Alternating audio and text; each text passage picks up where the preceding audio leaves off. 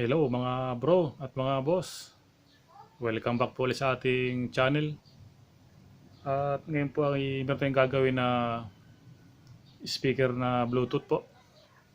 Actually ang ginagawa ko ngayon mga bro itong Sony na Bluetooth. Pero may dumating ngayon na ayon na brand Bluetooth speaker. Pinapa-urgent ni customer. So ito unang ating unahin. Yan mga bro, ito ang kanyang brand. Ayon Total PA Pro. So mas malaki kaysa dun sa Sony na Bluetooth speaker. Bali ito pala mga bro, hindi pa nagamit ni customer. Kararating lang, galing daw itong ibang bansa. Siguro hindi lang binasa yung rated voltage dito sa likod. Bali sinaksak agad sa kuryente. Ayun, mayroon daw pumutok. Kaya dinala sa akin. Medyo malaki siya mga bro. Tingnan mo. First time ko makagawa ng ganitong brand. Yan. So bali mga bro, checkin natin. Sana fuse lang. Yan, bagong-bago pa siya mga bro. Hindi pa talaga nagamit ni customer. Check natin.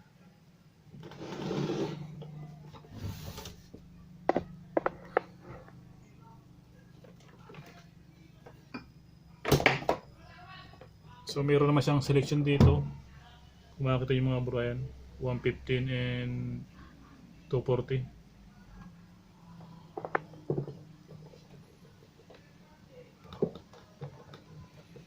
Check mo natin sa 110.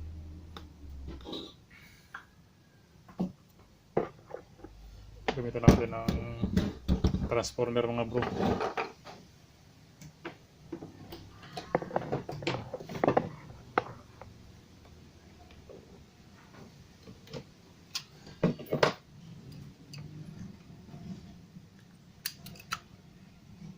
Yan bro, iba pa yung plug nya. Talagang imported siya.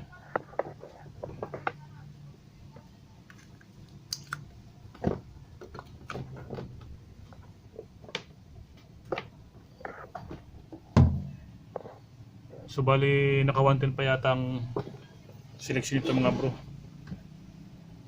Silipin natin.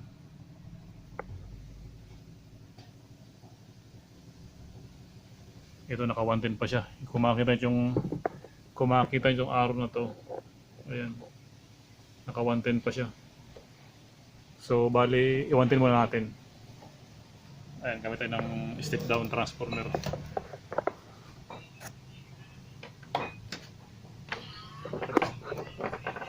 Plug natin itong transformer.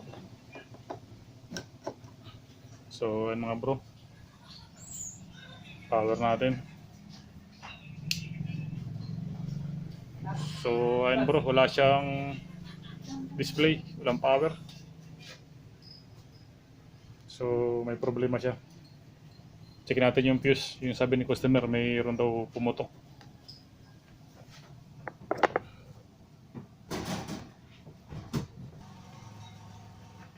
Bali pala mga bro, i-check natin itong cord nya. Pero bago pa to, sigurado okay ito. Pero check mo natin kung may continuity siya. Ayan, ito yung cord nya. Ayan, mayroon siyang value or pumalo yung kanyang continuity. So okay yung cord nya mga bro. Bali, di tayo mag-focus sa kanyang selector. Bali, ito pala mga bro selector niya. Mayroon tong fuse sa loob siguro. Ayan kung makakita nyo. Itong tanggalin natin. Bunutin natin yan mga bro.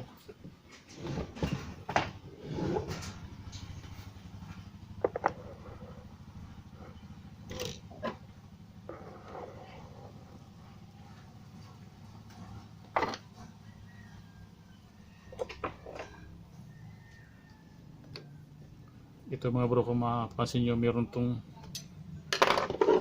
fuse holder dito.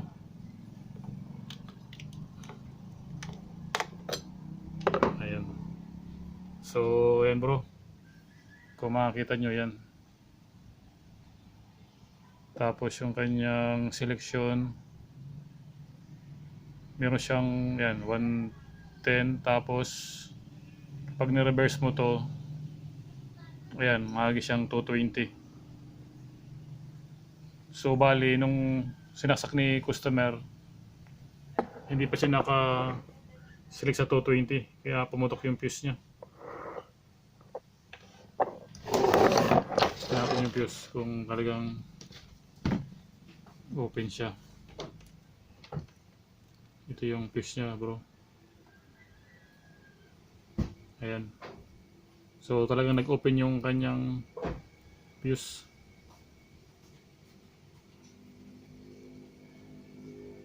Ayan. Bali, palit natin ng fuse. Tapos i-reverse natin to sa 220 selection niya. Kasi nakaganon siya. Nakaganon ang posisyon niya. I-reverse natin. Apply ng fuse mga bro.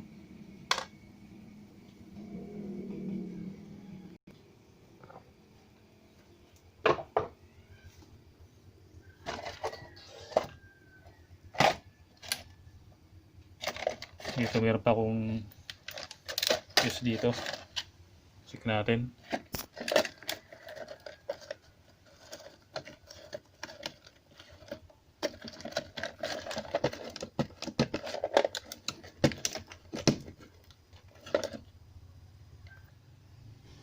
Ito bro.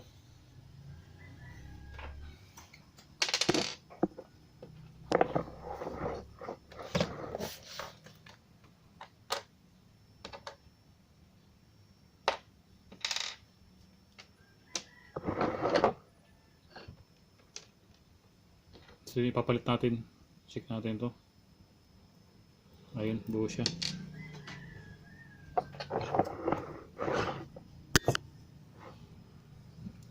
Tanggalin natin yung dati niya.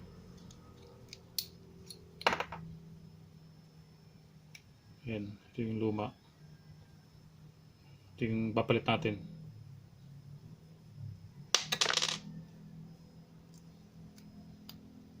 Ayan.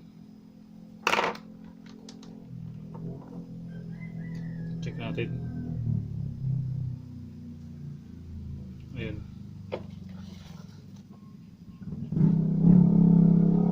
So, try natin ito mga bro.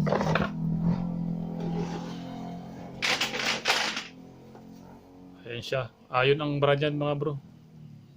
Galing ibang bansa raw to. So kung makikita niyan, makita niyo mga bro, yan, meron siyang voltage selection. Hindi lang binago ni customer. Dinirekta agad isaksak. Ayan, may 110 siya, 115, tapos ito yung arrow niya eh. Yan, reversible siya. I-reverse natin, magiging 220. Ayan.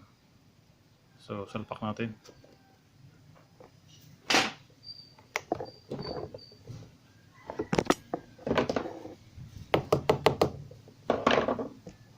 Then, balik natin yung cord mga bro. Sana fuse lang, walang nadamay.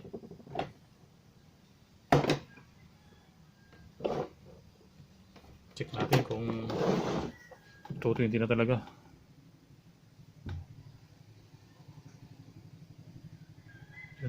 Yan, 220 na siya mga bro.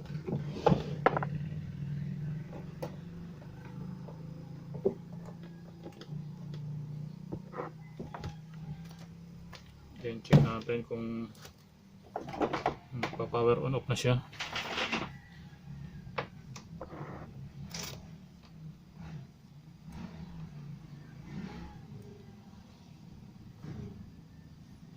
Ayun. Off. On. So ibig sabihin, pasukat niya na yung kanyang resistance ng transformer niya mga bro. Yan. Off. On. So i-try natin. 220. Check natin mga bro. Ayun. Ayun, may power na siya. Fuse lang siya mga bro.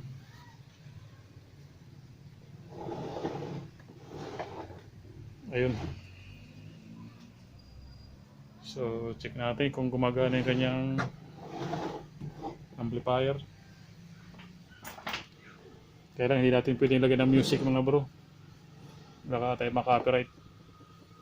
Gawin natin microphone na lang.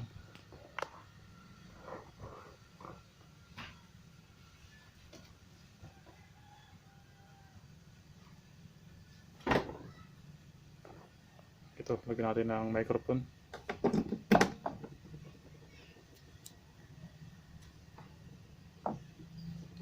Low. Sound check. Ayun, meron na siya mga bro. Sound check.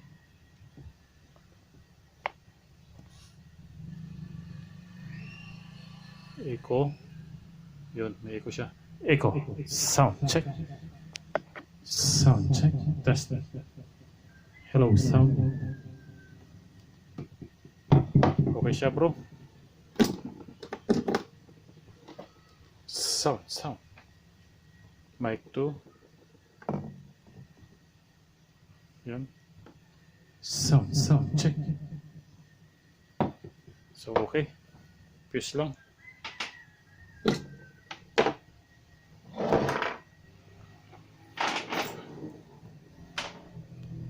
Off. On.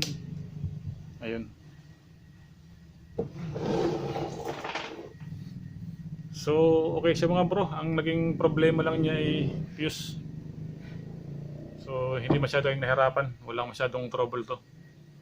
Dito lang nito medyo mahirap, medyo matagal gawin to kasi yung pagbaklas nito. Ito, madali lang. Nakachamba tayo nito. Fuse lang. So, okay nga bro. At sa mga customer po, sana po bago nyo i-plug yung inyong appliances, lalo pag galing sa ibang bansa, check nyo muna po yung kanyang voltage selector kung nasa 220 na siya, para hindi siya pumutok or may madamage pang iba. Ayan. So okay na siya, pwede nang magamit. At sa mga bago po para sa aking channel, subscribe na po at paki-like and share para lagi po kayo nakapanood ng aking mga technical works and repair. At thanks for watching po.